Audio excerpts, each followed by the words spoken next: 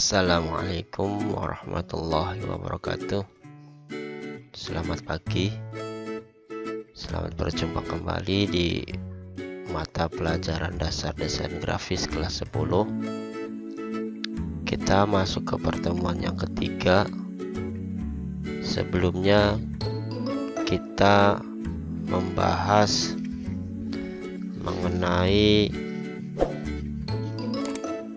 seputar desain grafis, baik yang multimedia maupun multimedia interaktif. Nah, untuk pertemuan kali ini, sebelum kita praktek pada pelajaran desain grafis, ada beberapa materi yang perlu disampaikan dan perlu diketahui, yaitu yang pertama merupakan komponen desain. Jadi kali ini kita akan membahas komponen desain, komponen apa saja yang mendukung atau yang dibutuhkan ketika kita mendesain. Nah, apa saja komponen desain itu? Nah, ada beberapa komponen yang bisa kita pakai dalam mendesain, antara lain garis, ya, bentuk atau shape, kemudian ilustrasi atau gambar, yang keempat warna atau color, kemudian yang kelima teks atau tipografi, yang keenam ruang atau space. Nah, untuk pertemuan kali ini kita akan membahas komponen desain grafis, yaitu berupa garis. Ya, garis sendiri pada pemahaman awal, ya, yaitu tarikan warna tertentu, biasanya itu cenderung hitam yang memanjang. Ya, itu garis. Jadi pemahaman awal adalah tentang garis itu merupakan sebuah tarikan warna tertentu, tapi biasanya itu warnanya hitam yang memanjang. Kemudian pada kaidah digital atau artistik, garis merupakan rangkaian titik-titik yang tersusun dalam pola tertentu dan saling terhubung satu sama lainnya dengan kerapatan tertentu. Jadi dalam sebuah kaidah digital, garis itu terbentuknya karena titik, ya. Titik kalau misalkan 2 atau 3 itu contohnya di sini, ya. Sini. Ya, kalau misal kayak gini, ini nggak kelihatan karena tidak rapat. Tapi kalau misalkan rapat, ya, dia akan membentuk garis, sebuah garis yang panjang. Jadi berdasarkan kaidah dan artistik, garis itu rangkaian titik-titik yang tersusun dalam pola tertentu dan saling terhubung satu sama lainnya dengan kerapatan tertentu. Adapun karakteristik utama pada sebuah garis adalah memiliki dimensi, ya.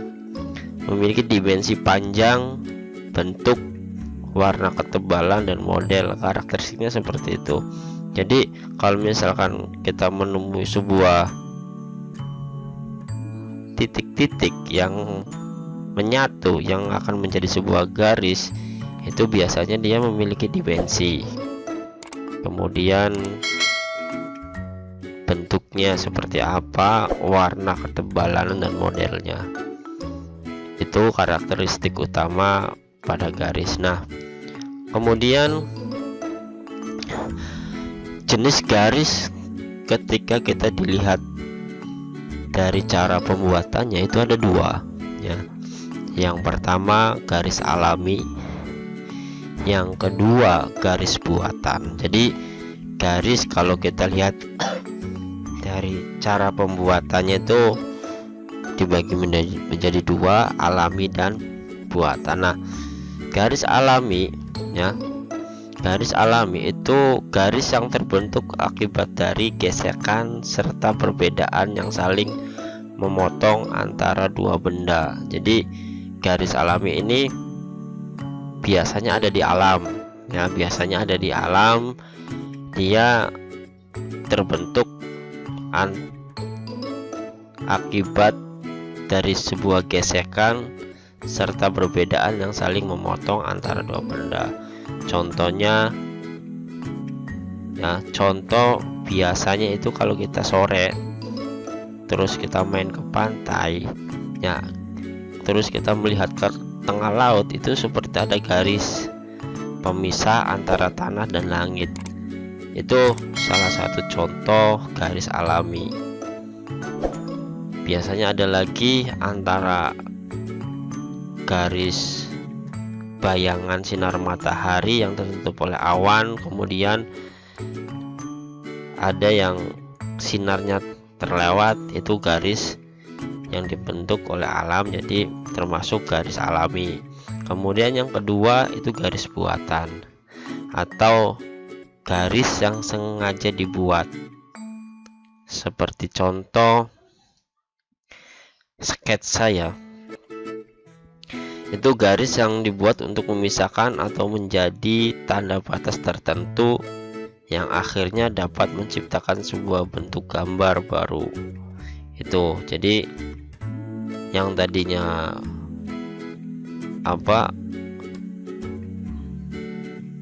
garis ya menjadi batas atau tanda dari batas yang lainnya, itu membentuk sebuah gambar baru. Itu biasanya merupakan contoh dari garis yang sengaja dibuat. Lebih gampangnya lagi sketsa. Sketsa itu bukan sketsa wajah aja ya, ada sketsa bangunan, sketsa kendaraan, gambar kendaraan. Nah, kemudian yang kedua dari garis buatan itu tidak sengaja dibuat. Contohnya itu efek pertemuan dua objek atau lebih yang saling bersinggungan dengan bentuk dan warna berbeda. Contohnya ini ya, di background kita ini ada dua warna berbeda. Nah, yang saling bersinggungan, begitu juga ini, dan dia membentuk sebuah garis.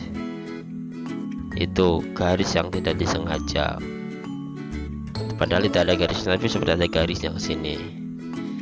Itu garis buatan. Nah, kemudian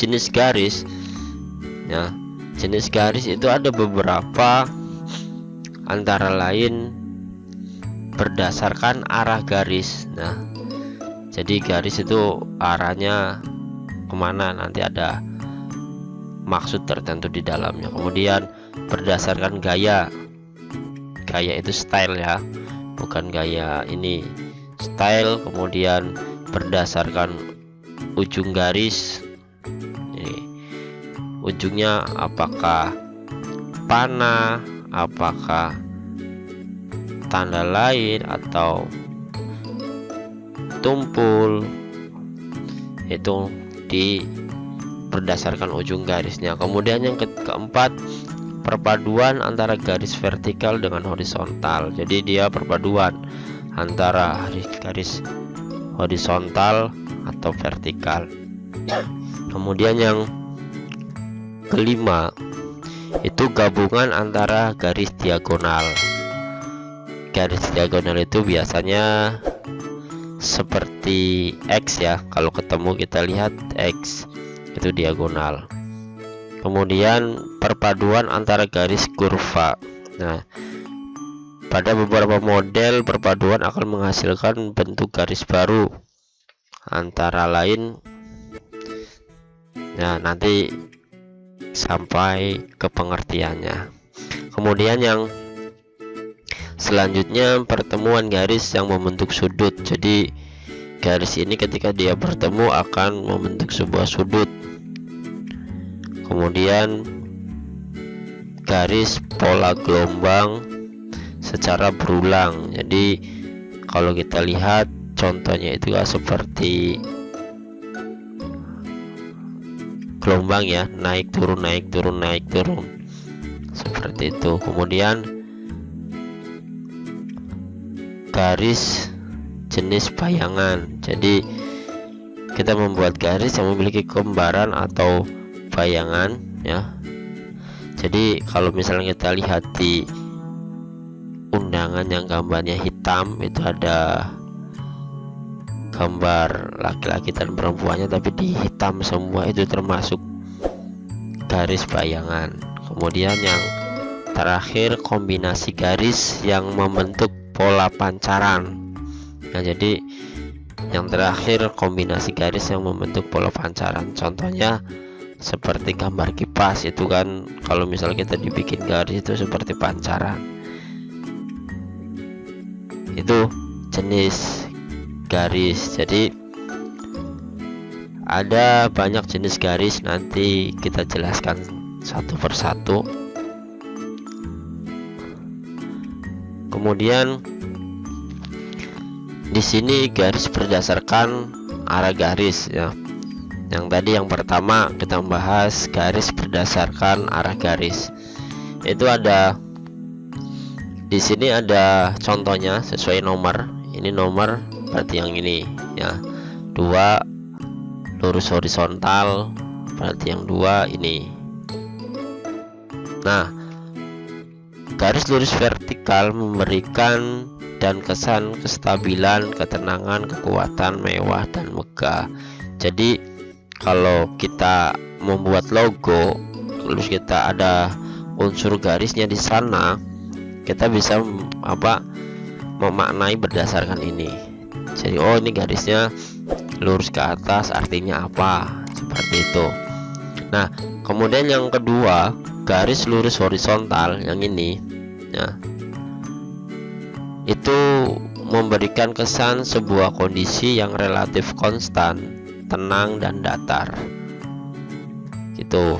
Jadi ketika kalian mendesain baik logo dan lainnya terus ada unsur garisnya, itu memberikan kesan sebuah kondisi yang relatif konstan lah, jadi stabil di sana. Kemudian yang ketiga, garis melengkung, artinya memiliki tentang keluasan, lamban, irama, rileks, kehalusan dan keanggunan. Yang ini ya, yang nomor,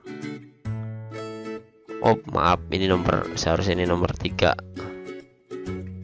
nomor 4, seharusnya nomor 3 ya, seharusnya nomor 3 ini. Nah, kemudian yang keempat, garis silang atau diagonal, memberikan kesan ketidakstabilan, dinamika, penggerakan, keraguan dan ringan. Yang ini yang nomor 4 ini. Tadi ini nomor 3, ini nomor 4. Itu garis berdasarkan arahnya. Nah, kemudian yang kedua itu garis berdasarkan gaya atau style ya. Ada beberapa garis yang berdasarkan stylenya atau gayanya. Ada garis kontinu, ada garis titik-titik, ada garis putus-putus, ada garis putus titik ya, kaligrafi, artistik, zigzag dan garis gelombang. Nah, kalau garis kontinu itu menunjukkan ketajaman, konsistensi, berwatak keras, kaku dan stabil. Tuh, kemudian yang kedua, garis titik-titik menunjukkan keteraturan, keseimbangan dan ketidakjelasan. Yang ketiga, garis putus titik memberikan makna tentang misterius serta memberikan irama. Kemudian yang keempat atau yang kelima ya di gambar, itu garis kaligrafi bersifat lembut. Ini yang besar, bersifat lembut, ramah, damai, natural dan lentur. Kemudian garis artistik Yang ini keenam, lebih menitik beratkan spontanitas, lebih berani dan menyegarkan suasana. Jadi itu artinya garis-garis ini. Kemudian yang keenam, garis zigzag berkesan memberikan semangat, menggebu-gebu, panas dan menegangkan. Itu dari pengertian garis. Sedangkan garis gelombang, kemudian garis titik putus ya, di sini dia masuknya ke garis putus titik. Jadi dia dalam satu rumpun. Itu saja pertemuan kali ini, kurang lebihnya mohon maaf. Wassalamualaikum warahmatullahi wabarakatuh.